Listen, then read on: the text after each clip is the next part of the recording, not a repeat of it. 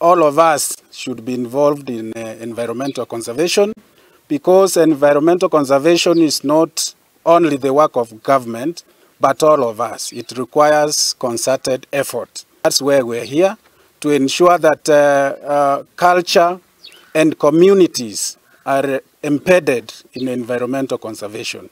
One of the innovative ways of us to work with the local community is to engage Abagusii Development Council, who are the custodian of Kisii culture, which is very key in mainstreaming environmental matters.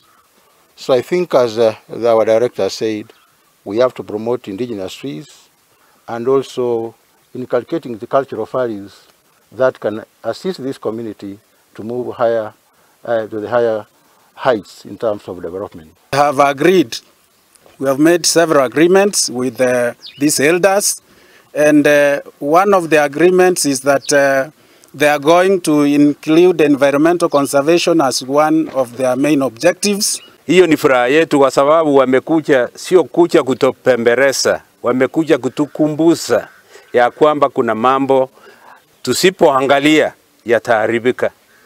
Yale yote wametuambia huko ndani tumeyakubali kwa roho moja sisi sote.